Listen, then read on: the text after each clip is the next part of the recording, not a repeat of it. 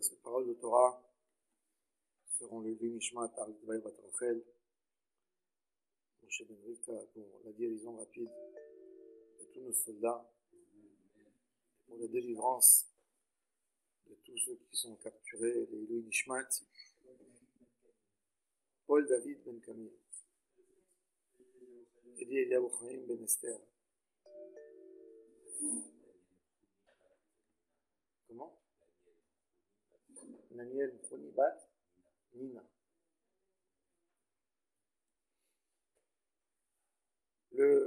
Si on regarde l'histoire du Ham Israël, c'est quand le plus grand moment du Ham Israël, de toute son existence? La sortie d'Égypte. Le plus grand moment du Ham Israël, c'est Matan Torah. Akadosh Baruch Hu témoigne, V'atem tiyu li mamlechet kohanim ve'goy kadosh. Vous allez être un peuple qui va éclairer le monde. Vous allez être mes partenaires pour vous. Vous allez montrer ce que vous devez montrer. Vous allez montrer à l'humanité comment s'approcher de moi. Et moi, je serai là pour mettre la lumière sur vous. Quand Kadosh Baruch Hu nous a choisis comme guide, comme phare, c'est quelque part, c'est comment Kadosh Baruch Hu nous appelle Mamlechet Kohanim, les moines du monde. Un homme respecte son moine, normalement. Comment ça se fait qu'on a récupéré l'antisémitisme? On est censé amener de la lumière. Même un homme qui n'est pas un grand croyant, quand il voit un frère, il voit un moine, il voit un curé qui est là pour donner à la société, qui ouvre sa porte aux pauvres, à celui qui est handicapé, il est là, même si tu n'es pas de cette croyance, tu aimes, tu apprécies. Tu n'as pas une critique, tu n'as pas un mot à dire, même si tu n'es pas son vrai fidèle. Alors, la question qui se pose, c'est comment on a récupéré cet antisémitisme? Depuis quand il existe l'antisémitisme? L'antisémitisme est très vieux, presque du moment que Ham Israël existe. Il y a 40 jours d'écart entre l'antisémitisme et la fondation et la création du Ham Israël. 40 jours après que Ham Israël a reçu la Torah, on a gagné l'antisémitisme avec le veau d'or. Le Midrash Rabbah, dans Parashat Kitissa, nous dit Ilu himtinu Israël et Moshe velo ayu osim oto maase lo ayu goyim velo malach hamavet sholet aleim. C'est-à-dire que tout le mal du monde se retournait contre nous au moment où le Ham Israël, nos aïeuls, nos patriarches ont fauté dans la faute du veau d'or. Le pgam du Ham Israël, c'est ça. Le Matan Torah, il faut comprendre le rôle du Ham Israël. Il faut comprendre qu'est-ce que Matan Torah était censé à nous donner. C'est pas nous dire qu'on est des grands. Nous donner quelque chose, nous donner une lumière, nous donner de l'élan, nous donner un secret dans la main avec lequel on peut aider tout le Ham Israël. C'est quoi? C'est qu'on aurait guéri le monde de la crainte par la peur. Comment l'homme s'est créé la première idolâtrie? Parce que penser qu'il y a quelqu'un que tout va bien chez lui, il cherche à se faire un dieu. Quand quelqu'un il est bien, il cherche rien du tout, n'est-ce pas? Malheureusement, même dans le monde de la tchouva, beaucoup de gens qui font tchouva, c'est par un choc dans leur vie. C'est par un besoin, c'est pas un homme riche, fier, tout va bien chez lui qui découvre tout d'un coup Hachem. C'est plutôt dans les angoisses, dans les difficultés, où on souhaite avoir une aide, alors là, hein, on se donne des idées. Ah, tiens, peut-être ça peut m'aider. Ah, peut-être ça. Donc, à la base des idées de la Avodah Zarah dans le monde, c'est la peur, c'est la crainte. La crainte d'une force qui est hors dimension naturelle, donc tu te cherches quelque part un Dieu puissant, que tu t'es décidé que c'est un Dieu, parce que tu t'es dit, ah, c'est trop fort, les hurricans, c'est trop fort, les tsunamis, donc ça doit être un Dieu, ça doit être une force, et tu essayes d'aller vers lui. Donc, à la base de la Avodah Zarah, la base de tout, c'était une crainte, une peur, qui a amené l'être humain à servir des dieux. C'est quoi Madame Torah? C'est Yirat Aromemut. C'est une crainte, c'est honorer Hachem parce qu'il est grand, parce qu'il est merveilleux, parce qu'il est magnifique. Pas parce qu'il fait peur.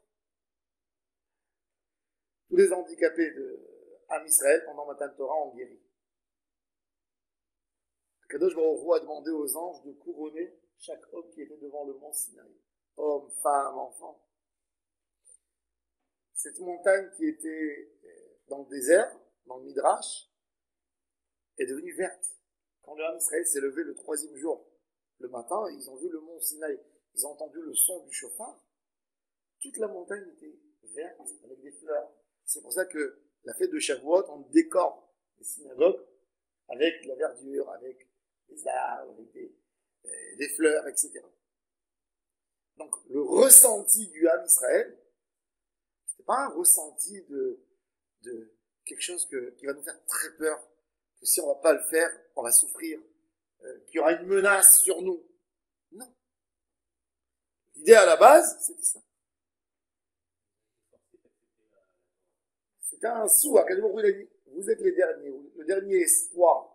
Mais il n'y avait pas de menace directe. Il n'y avait pas une épée sur eux. Même qu'ils ont dit, il a levé la montagne. Non, c'est plutôt des discours. C'est une manière d'exprimer. On voit dans tous les textes, si on regarde le texte, regardez pas les drachot. Les midrashim, il y a toujours des idées. On veut dessiner une idée, on donne une image. Dans le texte, qu'est-ce qu'on voit? On voit le Père miséricordieux. On voit Hachem dans toute sa splendeur. D'ailleurs, la Torah nous raconte qu'est-ce qu'ils ont vu le Ham Israël en Hachem? Qu'il livnat à Sapir. Ils ont vu un vieux. Hachem, pas dans le moment de la sortie d'Égypte, il était guerrier, il était Ish Milchama, Adonai Ish Milchama, Adonai Shemo. C'est ce qu'on mentionne dans le Hadi Asher Moshe. Mais dans le Matan Torah, Vetachat Raglav Kemar'e Livnat HaSapir. Livnat HaSapir, comme le Rambam nous écrit dans Ilchot Yesodei HaTorah, ils ont vu un homme agréable, un papy. C'est ce qu'ils ont vu, le Ham Israël. C'est ce qu'ils ont ressenti. Le nom, c'est pas le nom d'Hachem. Hachem n'a pas un nom propre. Hachem, par rapport à son dévoilement, on ressent quelque chose. Qu'est-ce que l'Am Israël a senti? Un vrai papy qui les couvre. Ils avaient déjà les nuages qui les couvraient. Ils avaient la manne. Ils avaient l'eau, le puits de Myriam. Personne qui a reçu un coup de chaleur dans ce désert. Toute l'histoire de Matan Torah, c'est Yirat Aromemut. Ce Yirat Aromemut, Akadosh Baruch Hu dit à Moshe, tout le Ham Israël crie tous ensemble, Naase Venishma. C'est quoi Naase Venishma? Naase Venishma, c'est un sentiment de bonheur, de grandeur. Si tu es menacé, qu'est-ce que tu dis? Et quelqu'un il te dit, si tu fais pas, il va y avoir des conséquences, tu vas souffrir. Qu'est-ce que tu lui dis? Ok, dis-moi ce que je dois faire, et je fais. C'est-à-dire, Nishma, Venaase. Qu'est-ce qu'ils ont dit le Ham Israël? Naase, Venishma. De là, on comprend qu'ils ont eu que de la Yirat Aromemut et pas une crainte simple, comme qu'on essaye de nous expliquer. Ça, c'était la lumière que Ham Israël était censé à dévoiler dans le monde, Yirat Aromemut. Que ça. Malheureusement, on a eu l'histoire du veau d'or qui était comme une bombe atomique. qui a explosé tout. De la même dimension que la faute de Adam Arishon à propos du Etz Hadat, en plus fort encore, la faute du Vaudor, où le Ham Israël a renié Hachem, est parti lui donner une image, est parti faire un symbole en or, qui a montré de la matière, qui est la tentation charnelle dans le Ham Israël, ils ont fait, etc., etc. Quand Moshe Rabbeinu est descendu, il trouve le peuple en catastrophe. Il les trouve, au lieu de faire un deuil, par exemple, sur le leader qui a fait sortir d'Égypte, il trouve un peuple déchaîné. Ça, cette grande perte, ça c'est la faute du Vaudor, elle a fait perdre au Ham Israël à Yirat HaRomemut. C'est la plus grosse perte qu'on a eue de toute notre existence, pire que Beth Amikdash. Tu crains Hachem par un amour. Un homme, il n'a pas peur de son papy, n'est-ce pas? Il n'a pas peur de son papy. Mais quand son papy l'appelle pour lui demander quelque chose, un service, il court. Ça lui fait un plaisir. Si tout va bien. Normalement, c'est ça. La Yirat HaRomemut, c'est quelque chose que tu le fais. Tu sens une obligation dans ta tête sans que personne t'oblige. Ça, c'est Yirat HaRomemut. Ça, c'est plus fort que Yirat Shamayim. Dans Yirat Shamayim, on a toujours... Il y a une graine de peur qui est là-dedans. Si je ne vais pas faire Shabbat, je ne vais pas avoir Parnassa, avoir des problèmes de santé, je vais avoir ceci, je vais avoir ça. L'égoïsme dans le monde, comment on exprime d'ailleurs, comment on dit en arabe, comment tu dis Yareh Shamayim en arabe? Khaif Allah. Khaif. Khaif en arabe, c'est pas Yirat HaRomemut, c'est une peur. Khaif, c'est quelqu'un qui a peur. Pachad. Ils n'ont pas cette notion de Yirat HaRomemut. Yirat HaRomemut, c'est craindre Hachem, pas par une peur d'une punition, d'un malaise, d'une souffrance qu'il a dans son potentiel de le faire, et il risque de le faire si on ne le sert pas. C'est une crainte tout simplement par cette grandeur, par cette splendeur, par cette image magnifique que je vois devant moi. Et qui me donne une motivation à le servir, à être proche de lui, à vouloir s'approcher de lui. Ça, c'est le travail du Mashiach. Le travail du Mashiach, c'est d'amener le monde entier à réclamer dans la Avodat Hashem une Yirat HaRomemut. C'est que d'Yirat HaRomemut qui peut faire évoluer l'humanité. Parce que toute autre peur, toute Yirat Shamayim, qui est une peur, elle ne peut pas résister. David Amelech nous dit Yirat Adonai Teora Omedet Laad. Quelle Yirat Hashem va résister en toi toujours quand elle est Teora, elle est pure.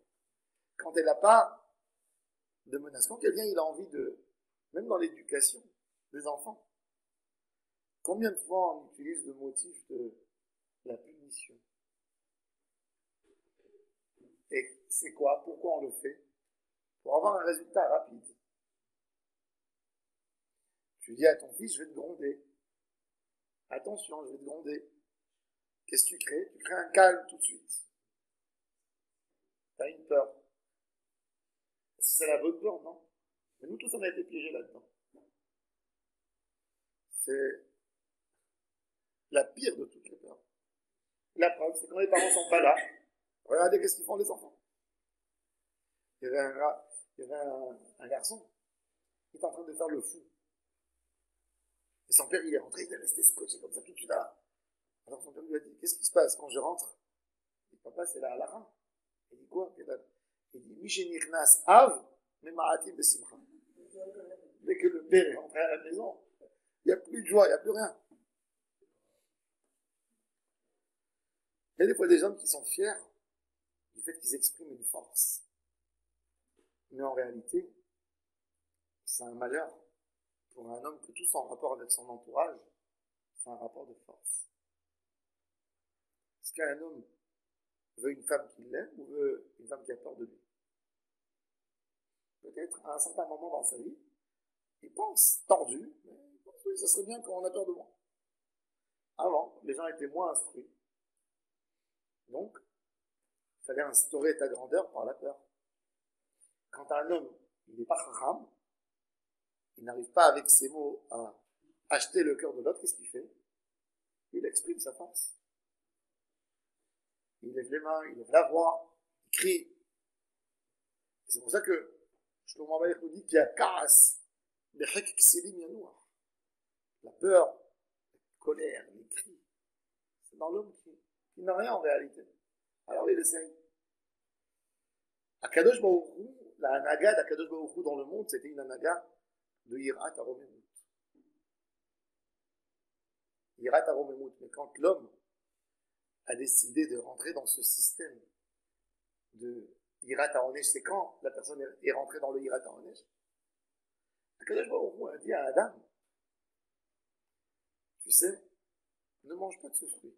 Parce que tu auras en toi, tu n'auras plus Yirat Aromemut. Le Adam et Ève, avant Chet et Tzadat, ils avaient une ira d'Hachem, une ira Aromemut. Après, c'est une peur tellement basse. Adam Arishon était tout nu, il parlait avec Hachem. Parce que Hachem était en lui. Et quand il a mangé, qu'est-ce qu'il a fait? Il s'est caché. Et Hachem lui dit, mais pourquoi tu te caches tout d'un coup? Il dit, j'ai honte. Il dit, honte de quoi? Il dit, je suis nu. Qui t'a dit que t'es nu? Ça veut dire, vous avez vu comment Adam et Chava ont créé cette distance avec Hachem, qui n'était pas là. Et le but de tout le Inyan de Mitzrayim, la Avoda, et le Tikkun de Matan Torah, c'était de remettre à zéro et de reprendre le travail. Et c'est pour ça que le Midrash nous dit que au moment de Matan Torah, même l'ange, le Malach HaMavet, il n'existait plus. Il n'avait plus aucune manière d'exprimer sa force, puisque le Ham Israël en fait un Tikkun de Yirat Aromemut. Et c'est ce qu'il dit à Kadosh Baruch Hu, mi iten daya levavam ze le'ira oti kol ha'yamim. J'aimerais que ce modèle sera le modèle de Yirat Shamayim du Ham Israël. Il dit le Rav, lo haïta shum milchama noeget. Pourquoi un peuple déclare une guerre sur un autre peuple? Pour exprimer une force, pour faire peur, pour casser. Tout ce qui se passe dans le monde, c'est Yirat Pachat, cette peur bleue, c'est des menaces. Ça peut être une guerre économique, hein. Pas obligé de lancer des bombes. Mais toujours, c'est faire peur l'autre. Baisser l'autre. Il se soumet. Akadosh Baruch Hu ne cherche pas de soumission. Akadosh Baruch Hu cherche de la reconnaissance, pas de la soumission. Il y a une grande différence entre une reconnaissance et une soumission. Quand un homme reconnaît l'amour de l'autre, la grandeur de l'autre, l'autre ne lui demande pas, sois soumis à moi. Être soumis, c'est pas une condition d'avoir du bonheur. C'est horrible que quelqu'un a dans ses bras son fils ou sa femme qui tremble de peur de lui. Alors, tu as un robot à côté de toi. T'as rien, tout est artificiel. Et ça, c'est le problème qui s'est passé. Le Rav nous dit, un peuple aurait changé l'autre peuple. S'il a un litige, s'il a un compromis, s'il y a quelque chose d'indifférent, ben il va essayer de trouver un compromis, mais d'Arké Shalom, avec grandeur. Je vais t'aider. J'avais lu une histoire réelle qui s'est passée dans un pays en Europe, j'ai oublié lequel. Il y avait un petit village de riches, d'hommes très riches, et à côté, un quartier de pauvres, de pauvreté, misère. Et les pauvres rentraient chez les riches. Il y a un vélo qui était à côté de la porte, ils volaient. Vous voyez ceci, ils volaient. Et ça devenait vraiment une guerre.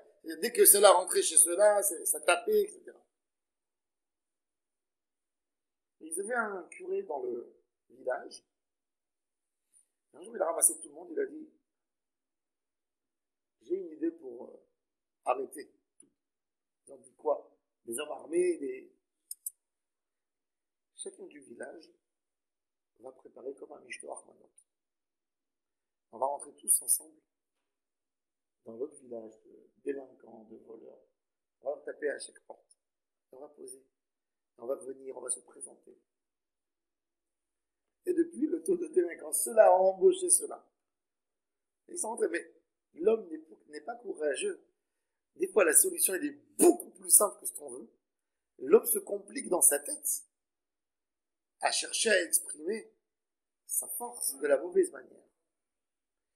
Il ne veut pas atteindre la romémout, il veut atteindre le pachad.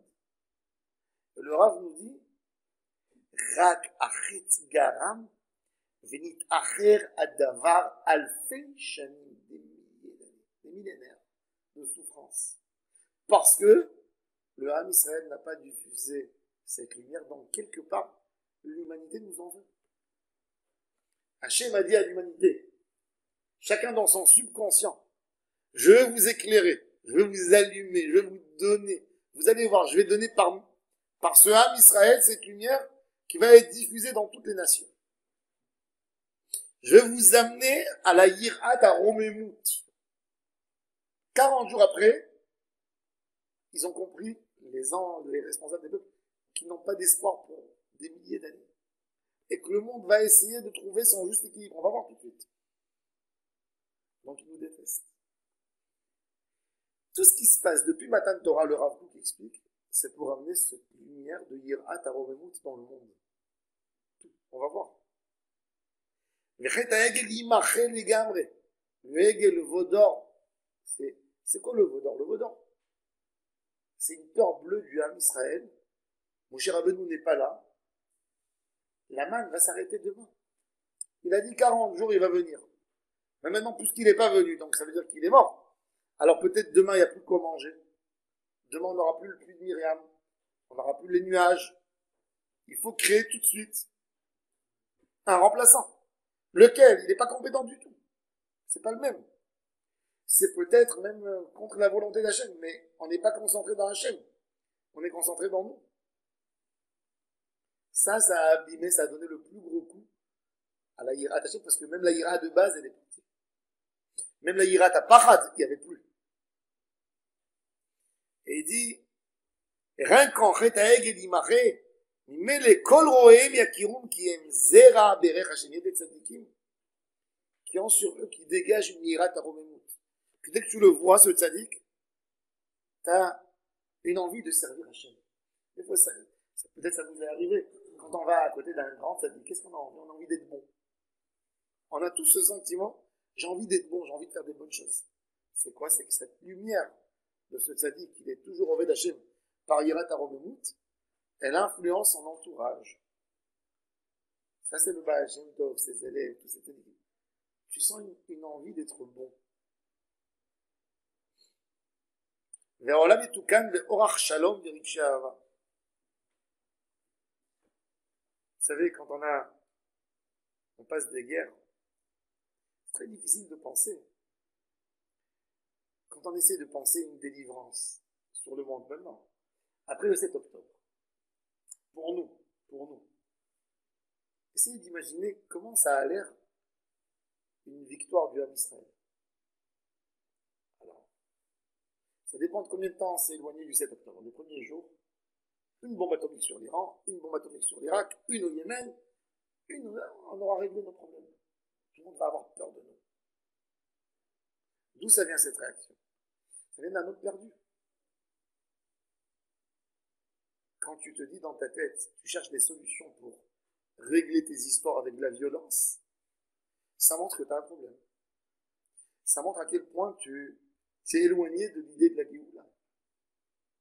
Parce que quelque part, le monde entier, même qu'il est tordu, mais il a été créé par Hachem. Alors, est-ce que Hachem veut réparer une partie du monde en détruisant tout le monde? Est-ce que c'est ça la solution? Non. Et c'est pour ça que moi, quand j'entends des gens qui donnent des solutions à Israël, en parlant en nom d'Hachem, mais tout leur discours est plein de haine et de bombes, d'extermination, C'est fou, c'est pas le message d'Hachem. Le message de la guerre, c'est pas le message d'Hachem. Le message d'Hachem, c'est Shalom. Est-ce que tu sais c'est quoi Gog ou Magog? Qu'est-ce qui est écrit à la fin de Gog et Magog? Que toutes les armes vont se transformer à des produits d'énergie pour se chauffer. C'est-à-dire que l'arme nucléaire va se transformer en énergie pour qu'une femme fait un plat pour ses enfants, pour son mari, pour elle, C'est-à-dire qu'on ne veut pas de guerre. C'est-à-dire que la solution de la Géoula, chez l'Ema, c'est par le shalom. C'est par l'amour. Le monde, est-ce qu'il comprendra par le mal, par le bien, que Hachem, c'est le Melech de la terre? On a eu des millénaires entiers de mal dans le monde. On parle d'un Mashiach, d'un être humain que Hachem va envoyer, comme Moshe Rabbeinu, mais qui va avoir un message encore plus grand que celui de Moshe, qui va avoir un message universel dans le monde entier, qui va éclairer. Vous savez, une des choses principales dans la dispute de Barcelone entre le Ramban et les sages chrétiens de l'époque, dans la grande dispute de Barcelone, la chose où ils ne pouvaient pas répondre, c'est que quand ils ont dit que Jésus était le Messie, alors vous savez ce qu'il leur a dit le Ramban? Très simple. Il leur a dit, je ne conteste pas sa grandeur en Torah. On sait qu'il était grand. Très grand en Torah. Mais il dit, mais où sont les prophètes, les paroles de Jérémie, que le loup sera avec le mouton? Où? Mashiach, c'est la paix. Donc, on est obligé d'enlever de nous, de notre tête, cette image d'exprimer une force du Ham Israël par de la violence. Ça, c'est la guerre qui nous amène à ces pensées. C'est pas la réalité. Il faut le savoir. Le Ham Israël, c'est le livre, c'est la Emouna, c'est le Chesed qui gagne le monde entier. Ça, c'est notre plus belle arme. Ça, c'est notre grandeur. Et on a besoin de faire, pas de développer des armes. On a besoin de développer des startups qui vont donner à l'humanité du bien.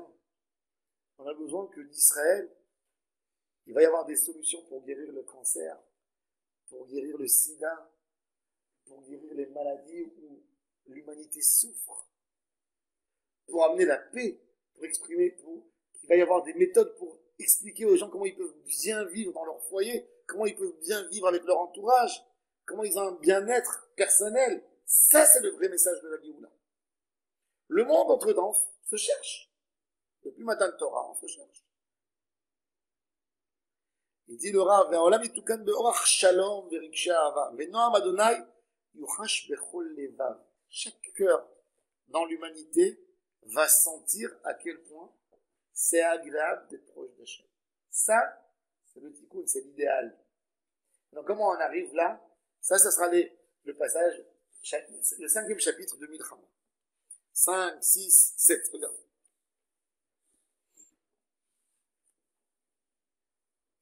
הכבישה המוסרית שעל פי התרבות החולונית ששלטה הרבה על העמים העיקה על ליבם.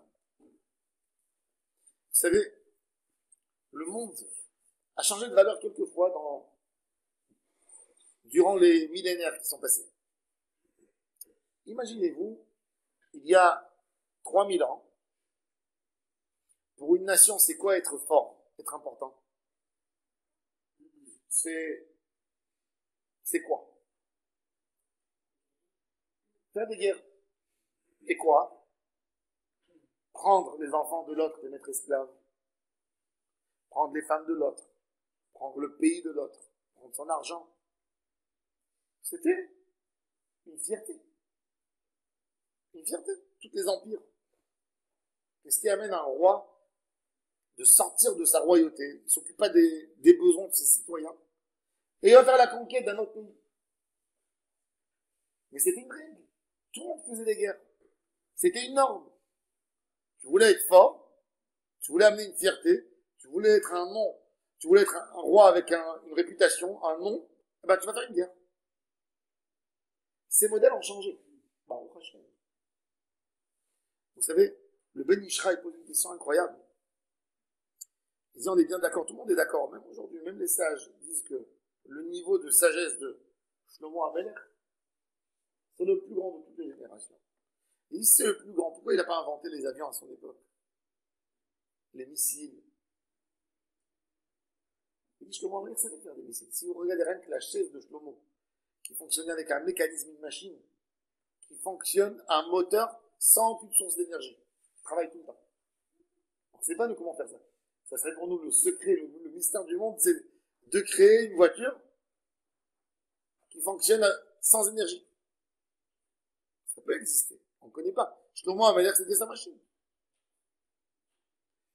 Et dit le Ben Ishraï que Shlomo n'a pas dévoilé la force des explosifs, des armes, parce que si les armes, on les aurait inventées à l'époque, il ne resterait plus un être humain sur Terre.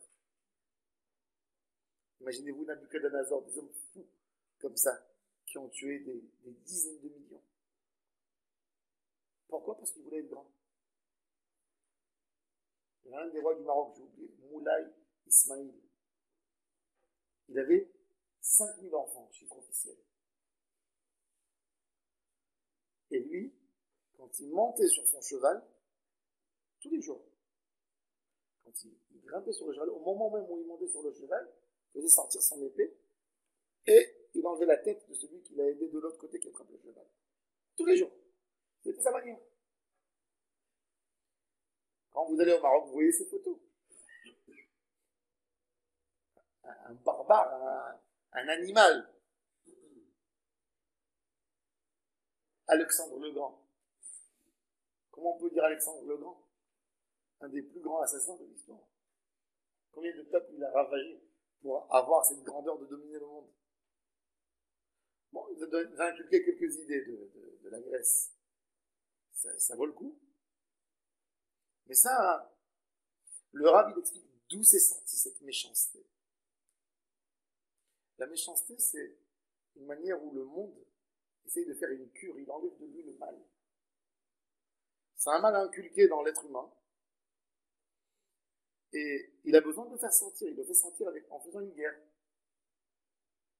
Vous savez, nous tous, des fois quand on a un enfant, ou même des grands enfants, on crie, on hurle, et on évacue le mal qui est en nous. N'est-ce pas? C'est pas toujours agréable pour celui qui est devant nous. Mais ça se fait. L'être humain, quand il s'agit de nation, il a fait sentir beaucoup plus que ça.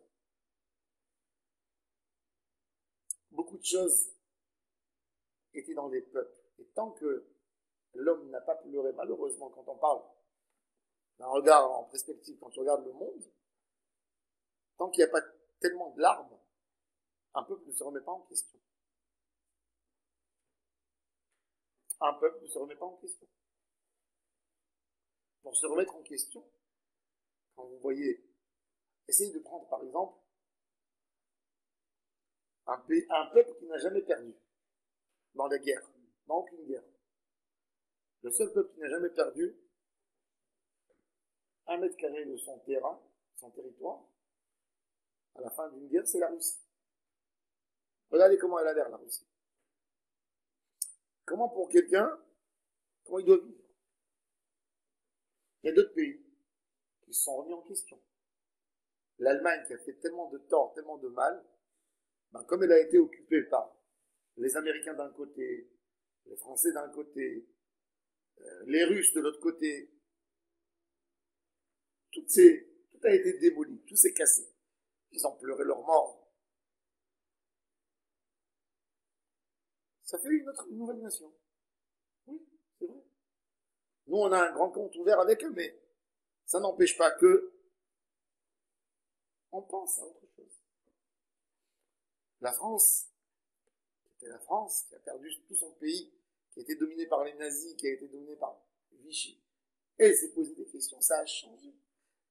Les guerres sont très mauvaises. mais elles aident à évacuer le mal. Parce que si ce mal ne sort pas, il va se traduire dans beaucoup de choses dans le comportement humain des nations. Un comportement. Vous savez, les langues, très simple. Les langues qu'on parle. Vous avez des langues, comment on dit milim nirdafot, des noms communs. Quand vous voulez exprimer, par exemple, vous voulez exprimer la joie en français. Il y a être gai, il y a être joyeux, hein, des synonymes. Il y a être gai, il y a être joyeux, il y a être content. C'est quoi la différence? En hébreu, vous avez sur la simcha 10 synonymes. 11, 12. Rose, Redva, Simcha, Gila, Ditsa. Chacun exprime quelque chose, une finesse. Maintenant, selon les mots du peuple, de la langue, vous comprenez le niveau des gens. Quand vous voyez les barbares, les hommes de la jungle, les hommes qui ne sont pas développés, combien de mots ils ont dans leur vocabulaire? 3000 mots, 2000 mots. C'est-à-dire que cette nation, elle n'est pas développée, elle n'a pas de finesse. Elle ne sait pas qui elle est. La guerre enrichit même le vocabulaire, malheureusement. Oui. Mais là, le Rav, il n'est pas là pour féliciter la guerre. Il est là comme observateur pour nous raconter, dans l'histoire du temps, dans ce monde qui existe, quand on est à la fin du 6e millénaire, c'est quoi le but de la guerre? La guerre, elle a un but. On déséquilibre quelque chose. Pourquoi? Pour gagner quoi? Là maintenant, tout le monde se pose une question. Vous tous, vous posez cette question comme moi, comme vous tous. C'est quoi le but de cette guerre? Si on se retire du Liban, si on sort de Gaza, on se pose parce que on se dit, on ne s'est pas battu pour rien. On va avoir un but. Alors c'est quoi le but des guerres? Il y a des guerres énormes. Quand on parle de la Première Guerre mondiale, de la Seconde Guerre mondiale, des guerres que chacune elle a pris la vie de des dizaines de millions de personnes. Qu'est-ce qu'elle a fait la guerre? Qu'est-ce qu'elle a expliqué au monde? Alors, déjà si on regarde, est-ce que le monde aujourd'hui, il est meilleur qu'à l'époque? Oui ou non? Oui, oui, il est meilleur. En 1945, de 1913 à 1945, dans le monde, 100 morts, 60 millions directement, 100 millions indirectement de la guerre. Ça fait 160 millions en 40 ans. Depuis 45, le monde n'a pas perdu 160 millions, c'est-à-dire qu'on est devenu meilleur. Oui, il faut le voir aussi. Il faut dire soit émettre. Oui, c'est vrai, il y a de la violence, il y a des mauvaises paroles, il y a des idées, il y a des djihadistes, il y a tout ça, oui, c'est vrai. Mais le monde est moins violent. Tout le monde comprend que les droits des femmes, ils ont évolué.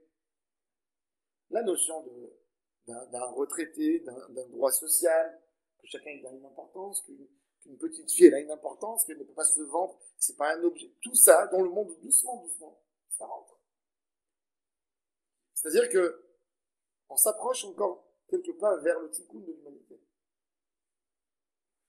Il dit le Rav, la guerre est nécessaire pour les peuples qui ne sont pas raffinés.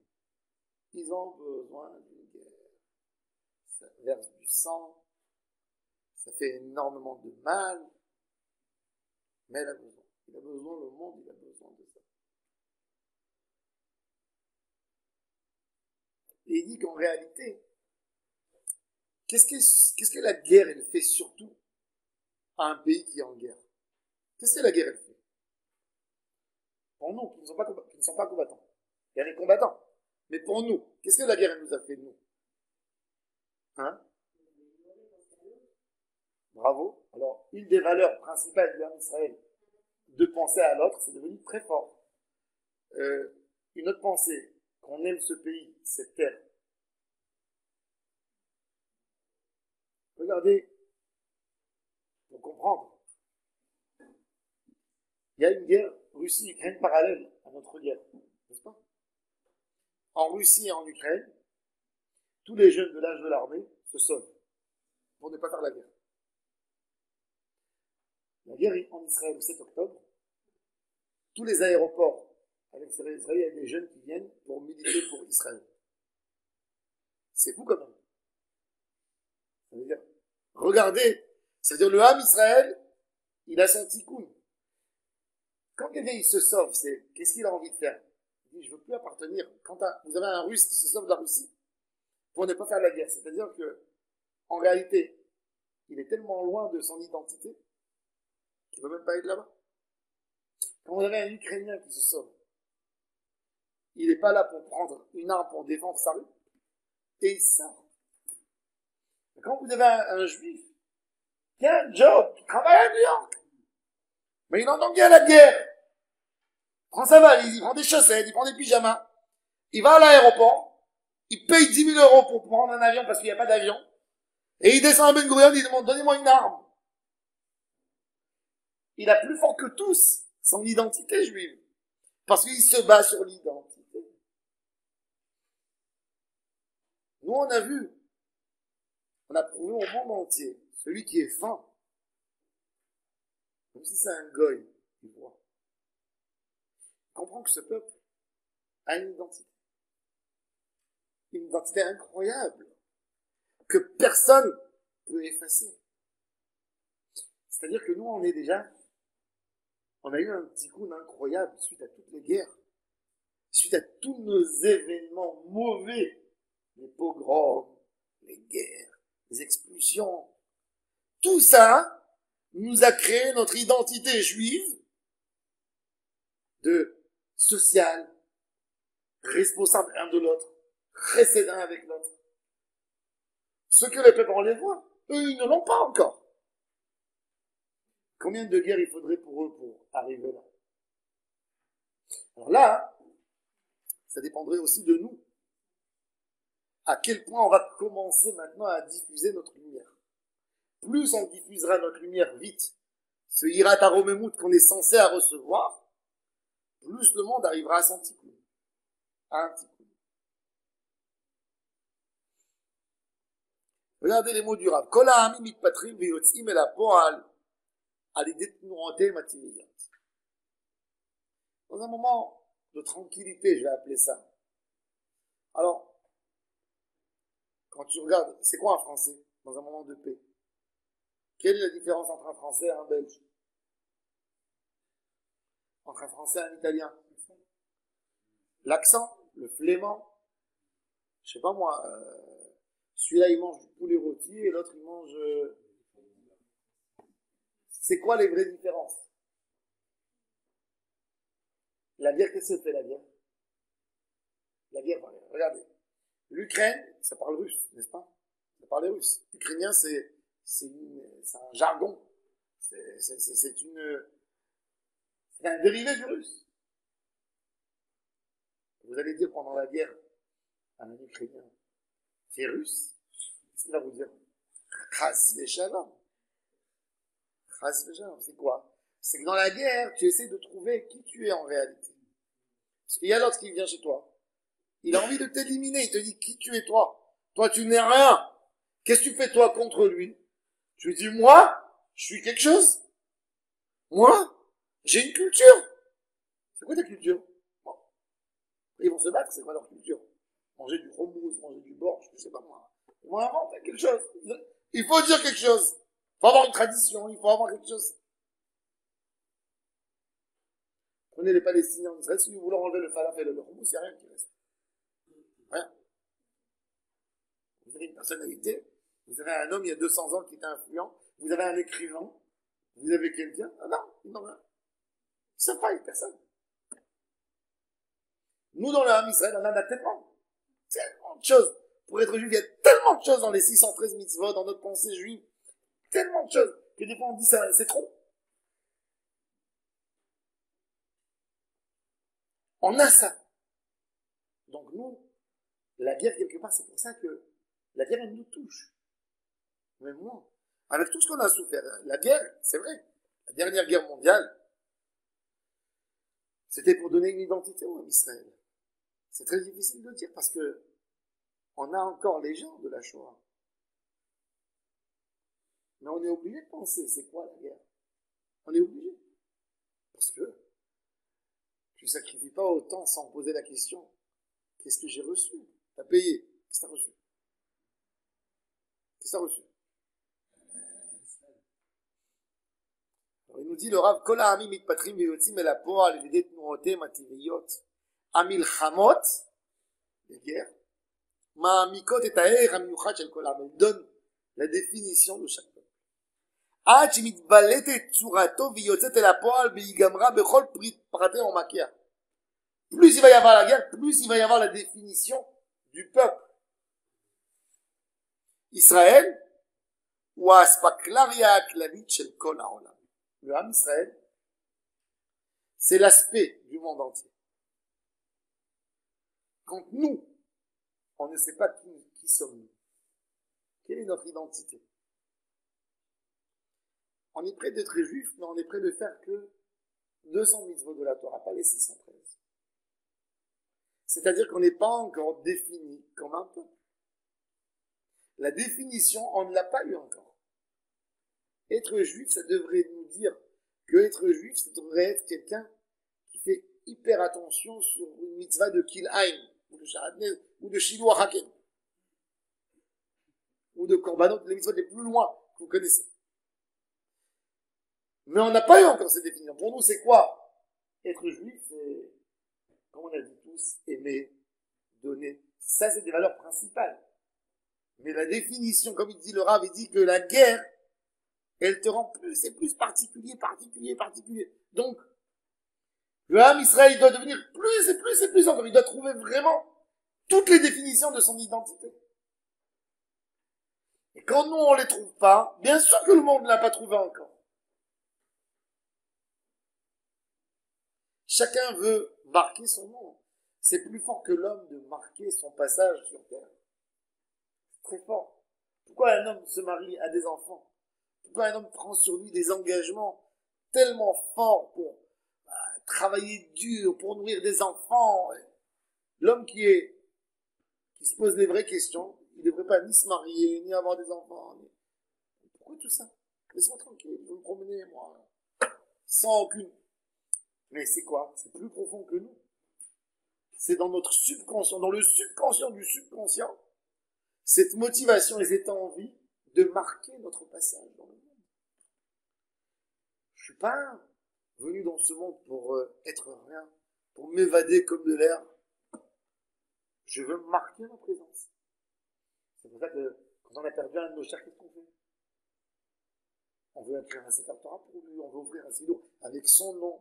On essaye de dire son nom pour faire une ashkava. On essaye de dire, il était là. On n'a pas envie de sentir. Il n'y a plus rien. Ça, c'est très profond dans l'homme. Est-ce que c'est ancré dans la nation? Pas toujours. Qu'est-ce qui fait sortir ces reflets? La guerre. La menace de disparaître. Et il dit, écoutez ça. כל זמן שיש עם בעולם שלא יצא אל הפועל, הגמור בכל תכסיסיו יש קהות, לעומת זה באור הספוג של כנסת ישראל. Le Knesset Israël, quand tu regardes le Ham Israël, tu n'as pas besoin de regarder le monde, tu comprends la situation du monde entier. Quand tu regardes que chez nous, il manque une lumière, nous, on est la lumière du monde entier. On est ceux qui dégagent. Dès que tu vois que tu as un problème ici, le problème il devient énorme là-bas. Mais tu peux le regarder aussi de l'autre côté. Parce que comme on dit dans la Kabbalah, on a notre Or Yachar et on a notre Or Choser. Quand on a envoyé une lumière, elle n'a pas touché quelque chose pour s'arrêter et pour revenir. C'est-à-dire que je sais que j'ai un problème parce qu'il me manque de la lumière. Vous savez, si je prends une lampe, je vais dans le champ et je mets la lampe comme ça, il ne va pas avoir aucune lumière, il va avoir une toute petite lumière comme ça. Et si je prends la lampe et je la renverse, elle donne les rayons de lumière sur le sol, qu'est-ce qu'il va y avoir? Il va y avoir de la lumière. Pourquoi? Parce que les rayons de lumière vont taper une espace. Elles vont créer un retour de lumière. Donc, quand le Ham Israël a envoyé une lumière, ou des fois il n'a pas cette lumière pour l'envoyer, il y a une obscurité dans tout ce truc, puisqu'il n'y a pas une lumière qui revient vers moi. Et là, je comprends que moi déjà j'ai un problème dans ma Avodat Hashem. En plus, notre monde n'a pas été éclairé. C'est pour ça que le Rav Kook disait que le problème du monde entier dépend de nous. Quand il va y avoir la paix chez nous, il va y avoir la paix dans le monde. C'est pour ça que dans le Kaddish, on demande aussi Shalom, où il y a assez Shalom Aleinu, vers le Kol Israël, parce qu'après, s'il y a le Shalom ici, il y a le Shalom partout, dans le Ham Israël. Le Koach HaShlemut, ça c'est Mashiach, c'est ce besoin d'éclairer.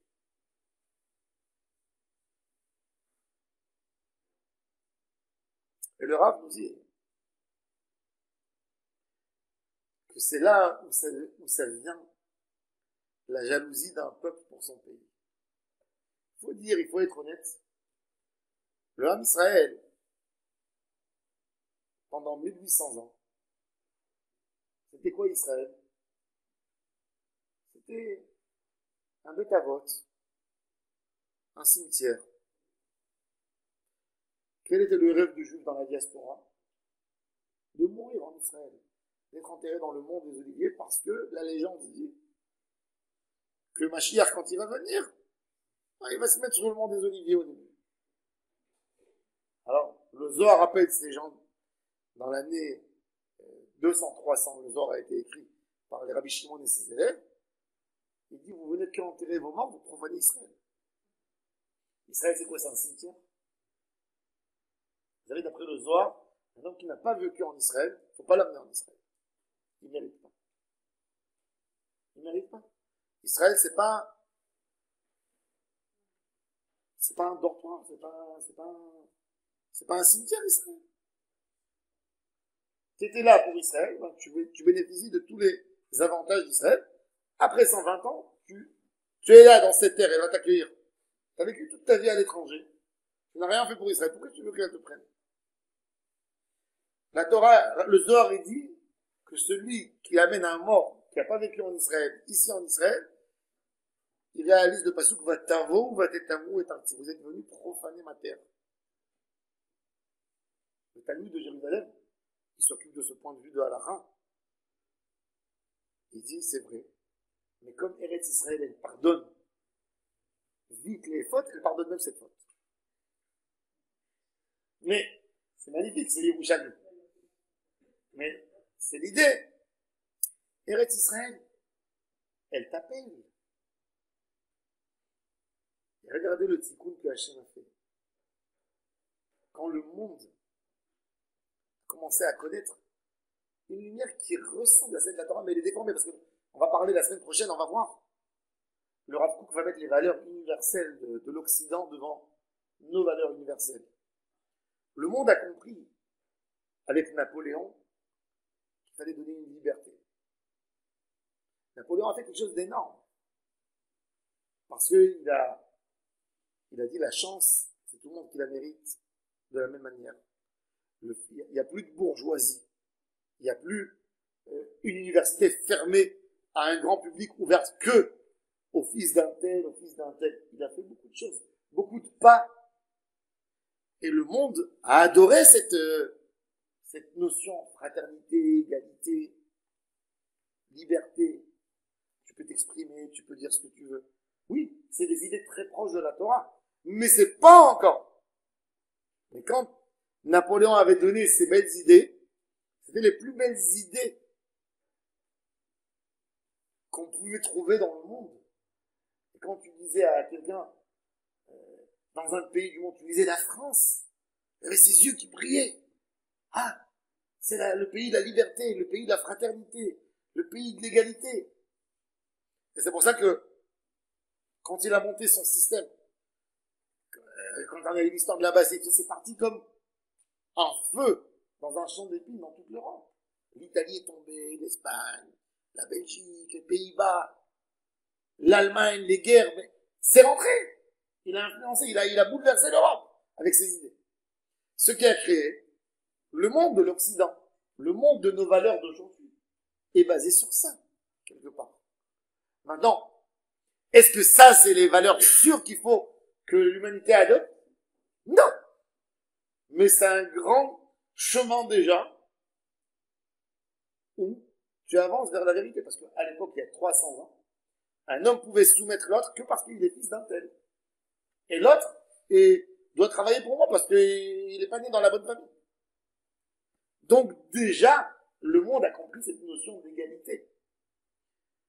Et dans ces moments-là, peut se réveiller l'âme du Ham Israël.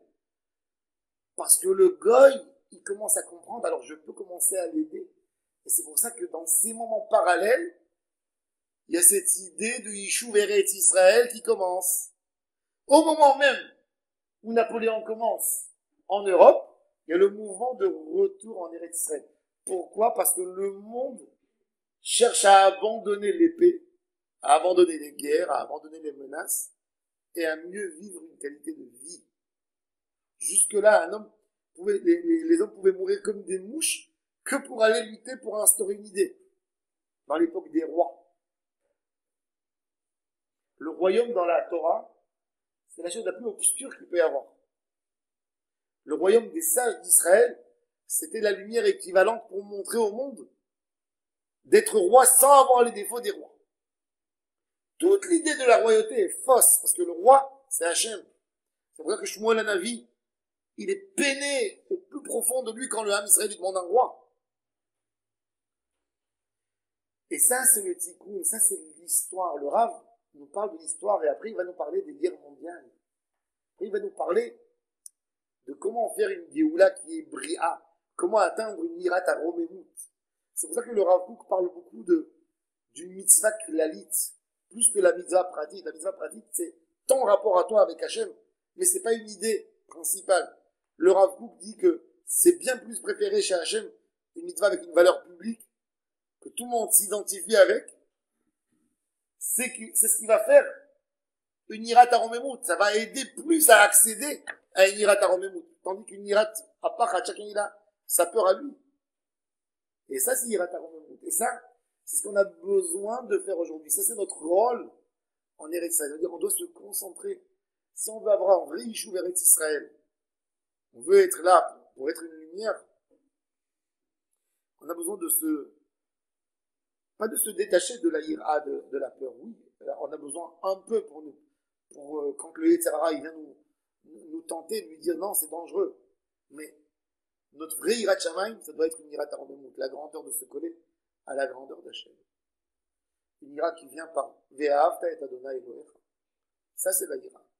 Pas de Hishamru Lachem Penifte Levavchem. Le Hishamru Lachem, c'est quand on est descendu, on n'est plus dans les Ahava et Adonai Elohechem ou l'Ovdo Bechol Levavchem. Alors, on vient, on nous fait un nous. Attention, Hishamru Lachem Penifte Levavchem. Le Tachlit de Hakol, c'est d'atteindre une ira Aromemut. Pour être apte à faire un tikkun du monde, à faire le tikkun que Ham Israël était censé à donner au monde, tout de suite après Matan Torah, et que malheureusement on n'a pas fait, on va regarder combien d'années il faut. Quand on ne fait pas les choses dans le bon chemin. Mais là, Baruch Hashem, on est dans la fin, on est dans le tikkun. On est dans le tikkun en l'âme, et tout amène vers une chose, vers Mashiach Tzidkenu. Tout ce qui se passe. Et il faut le voir. Heureux l'homme qui voit. Heureux l'homme qui ouvre ses yeux. Et heureux l'homme qui se pose des questions sur les événements qu'il voit. Comme le Rav Kook le faisait tous les jours. Il avait cahier info, comme je vous ai dit. Il prenait le journal du jour. Il regardait, il tirait des conséquences personnelles. Quand il voit quelque chose qui se passe en Amérique, qu'est-ce que ça veut dire pour moi? Pourquoi moi j'ai vu? C'est la chita du Baal Shem Tov. Le Baal Shem Tov te dit, tu n'entends rien si Hachem ne veut pas que tu entendes. Si tu as entendu, tu dois prendre quelque chose. Ce que tu as entendu doit te faire de la même manière qu'un enfant dans ce qu'il apprend dans la vie. C'est dû à ce qu'il a entendu, à ce qu'il a vu. Même un homme, il continue à apprendre toute sa vie. On n'arrête pas d'apprendre à l'âge de 10 ans. tout ce qu'on voit doit nous faire tirer des conséquences, des bonnes. De quoi s'éloigner, comment être meilleur, comment ne pas faire des choses, comment voir comment un homme peut devenir un animal, comment faire attention à nous-mêmes, comment s'éloigner des fautes, comment se rapprocher à Hachem, comment admirer si on apprend des belles valeurs, si on a vu une belle action de quelqu'un, essayer de faire nous aussi pareil, essayer de s'approcher à ça.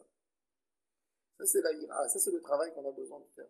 Mais on a besoin, le tikkun de tout, c'est ce qu'il nous dit le Rav, c'est d'atteindre pour exprimer une lumière dans le monde entier, pour faire un tikkun Chet Hegel, pour faire le tikkun du Olam, c'est d'atteindre, c'est éclairer le monde par une ira taromemut, une crainte d'amour d'Hachem. Et avec ça, on peut guérir toutes les plaies de l'humanité. Baruch Adonai Leolam, Amen.